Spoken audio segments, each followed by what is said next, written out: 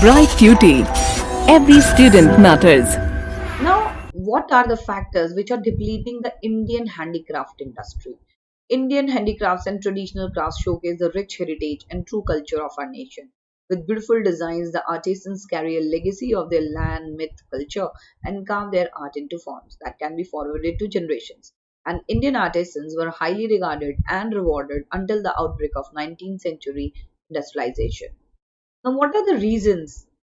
After the Industrial Revolution, Britain started producing machine made textiles. So that means the handmade things lost relevance. Now, what was happening? Textiles from India had high demands in Europe, so British passed strict laws and banned the import of textiles in Britain. And also, India had no support from the colonial British government. British imposed heavy tax on Indian crafts and produced received the princely patronage and started promoting their cheap machine-made products. That means the heavy taxes were on Indian crafts. It was sold at heavy prices, but in India they were promoting the cheap machine-made products. Suffering from losses, the crafts and cottage industries became less popular. So, Indian handicraft was declining day by day.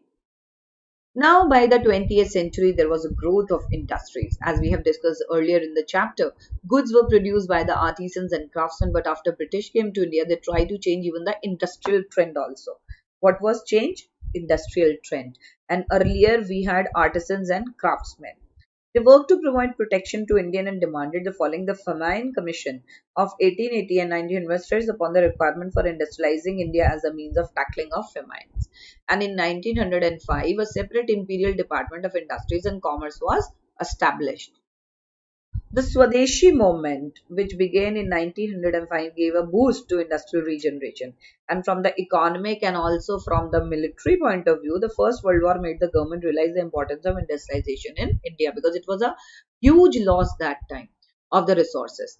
The Second World War also gave an impetus to industrial development in India. Many owners of 19th and 20th centuries were provided help by British government, and British capitalists took irritation in the field of textiles and mining.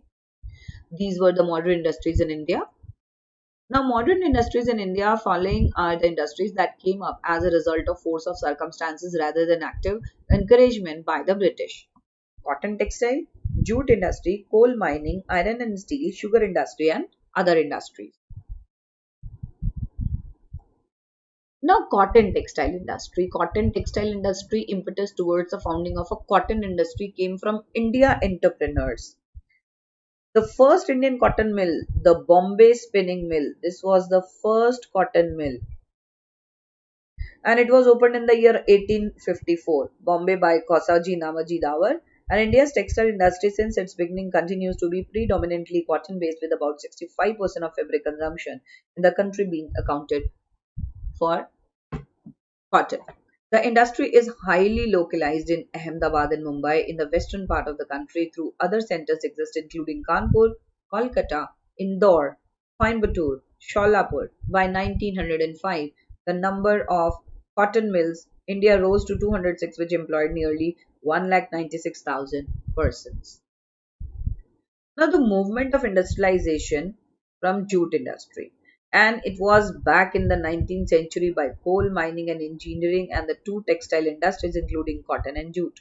For some decades before 70s, the jute industry's contribution in the total foreign exchange revenue of our country remained the single highest, fluctuating between 25 to 33%. It's a huge percentage. West Bengal is the leader and pioneer on the country for the manufacturing of jute textiles. It need to be learned. That means the West Bengal. And the development of jute industry is due to availability of raw jute transportation and cheap labor in the state. And India is the world's largest producer of raw jute. Again, this is an MCQ question. And it alone produces world's 50% of raw jute and 40% of finished jute goods. It provides employment to a large number of farmers and 0.2 million of factory workmen. Now, next is your coal mining industry. History of the coal mining industry dates back to 1744 when it was first mined in the Raniganj coalfields in West Bengal. You could see West Bengal is rich in jute as well and the these coal mine industries were also started from Raniganj only. The production got a sudden boost from the First World War, but went through a slump in the early 30s. The production reached a level of 29 million tons by 1942 and 30 million tons by 1946. Next is your iron and steel industry. Iron and steel industry in India is over 125 years old. The first steel plant was set up by Iron Work Company by Kulti in 1870. This need to be learnt. And however, large scale production got underway only when the Tata Iron and Steel Company was set up at Jamshedpur in 1907 by Jamshedji Tata. Now let's learn about the sugar industry. The advent of modern sugar processing industry in India began in 1930 with a grant of tariff protection to the Indian sugar industry. The number of sugar mills increased from 30 in the year 1930 to 31 and to 135. That means from 30 to 135, 35, 36, and the production during the same period increased from 120 lakh tons to 9.34 lakh tons under the dynamic leadership of the private sector. India has always been known as the original home of sugar and sugarcane because we are very good at the production of sugar. These were the modern industries of India, plantation industry. Now let's talk about indigo. Indigo was a very well known plantation industry for which people had to rebel also because it was destroying the fertility of the soil. The word indigo has been derived from the Greek indikon and Latin indica, meaning a substance from India. Indigo has outlasted and travels of history because it is one of the most colorless natural dyes. It was basically a dye of blue color. And the blue remains beautiful, and even if it fades, the range of color based on indigo is extensive. So even among natural dyes, indigo has special qualities. Indigo plantation was introduced in Bengal. Again, Bengal was at the top, and it was only subsequently that the East India Company promoted the cultivation and processing of indigo in Bengal and Bihar. In the 19th century, Bengal was world's biggest producer of indigo in the world. Germany introduced synthetic indigo in market, which shadowed the Indian indigo industry. The tea plantation. Tea was discovered in Assam. It was introduced by Britain only because India was never into beverages. It is also called beverage. And in the middle of the 19th century, before which all tea came from China, a tea plant was discovered in then British colony of Assam in India. It is also known as a bitter tea because a large number of planters who skimmed the illness, insects, and tigers by clearing the jungles. Later on, tea plantations spread to Himachal Pradesh and in the northwest and Nilgiri Hills in the south. Coffee plantation, you all know this is one more beverage. East India Company took interest in coffee growing also. And as early in 1823, during the period of 1877-87, as many as 263 plantations were abundant. This is 263, the year is 77 to 87, and it was started in 1823. And because of competition offered by cheap coffee from Brazil, during next decade, coffee suffered still more with the rise of prices during the First World War and the post-war period.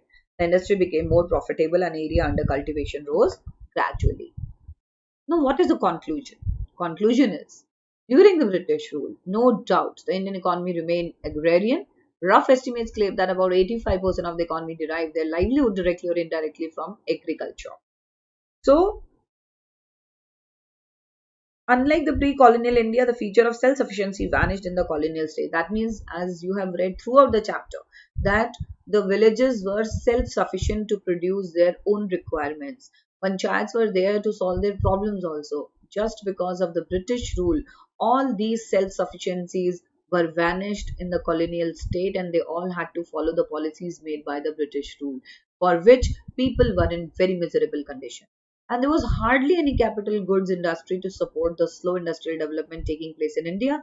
British did not pay any attention towards the rev of such industries because they wanted Indians to be dependent on Britain for the supply of capital and heavy goods.